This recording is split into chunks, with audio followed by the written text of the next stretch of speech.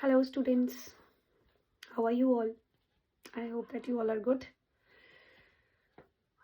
So today we are going to start our lesson 17. Okay, we have to start the lesson from the starting. Maybe I had explained few of the topics in the class only, but right now we are going to start from the starting of the lesson 17, that is winning freedom. Okay, so I'm going to explain this and you have to listen to me very carefully. Okay, so students, now we are going to I'm going to explain you about the lesson, that is winning freedom, lesson number 17. Okay,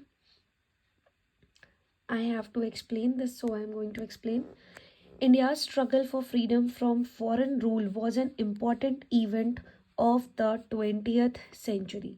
You all know that India had struggled a lot to get independence from the British Army.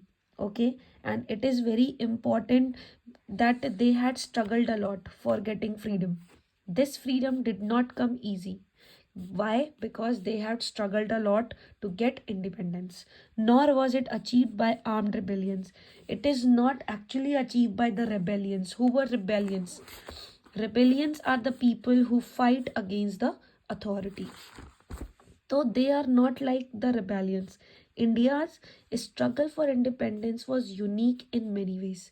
Many of the things, like they had started the non-violence movement for getting for not getting violent, for not using weapons. So many of the ways they had started struggling for getting independence. First, it is necessary tested the power of non-violence or ahimsa as a form of protest against the injustice of British government. They have started the first thing, that is non-violence, or you can say the ahimsa movement. Okay, in this movement they used to be quiet, don't give any of the answer with the shout, don't didn't give any type of reply by the things like the weapons, like with the help of tools, nothing. They only used to listen them, they only used to act. Okay, so in this, the people has done this towards the British army. Second, it proved the futility of bloodshed. What is the futility of bloodshed? Futility means the nonsense things related to the killing of peoples. That is, futility means nonsense. Bloodshed, killing of peoples or harming of peoples. So they only want peaceful things. They didn't want any kind of uh, war, any kind of revolt. They only want peaceful disobedience to the injustice, demand, and practices of the government could force the British to step back. They only want to be quiet. Means like uh, we are having fight with someone, so we have to be quiet, because silence is the key to get success. Okay, so to be very honest, you have to be quiet. So they started to be quiet while giving any of the answer with their weapons, with the help of any kind of things, or by their words also. Third, it held that peaceful non-cooperation was the right of the people.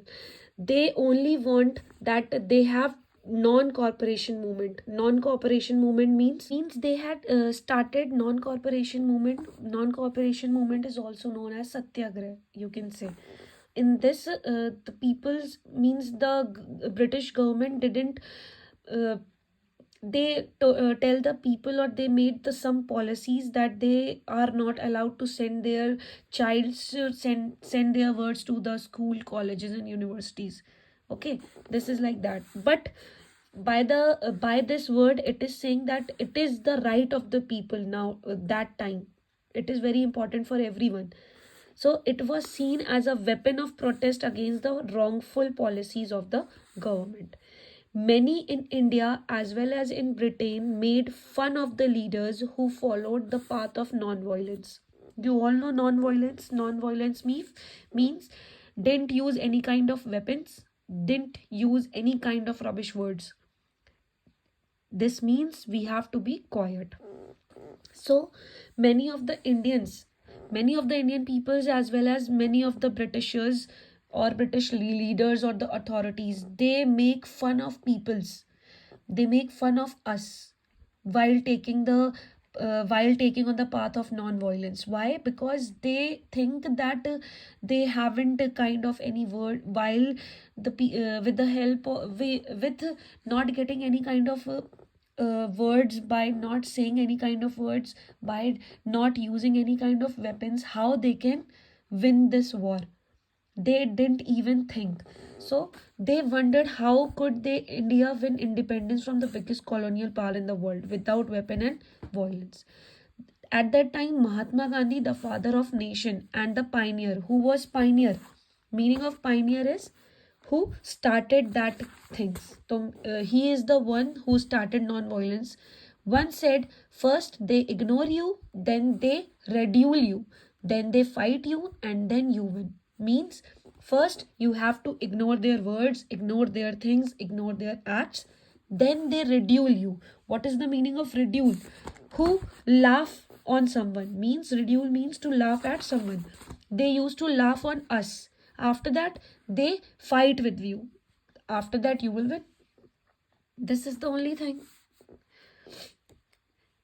This you have to follow in our personal lives also.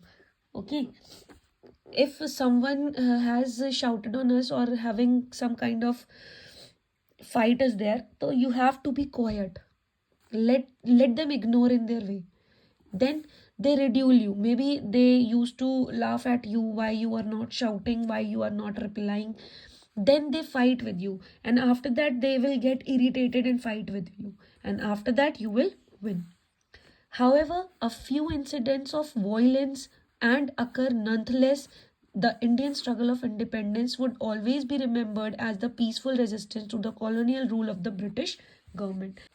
So the nonetheless means nonetheless, in spite of this means some of the incidents related to violence had occurred, but after this the Indian struggle for independence would always be remembered.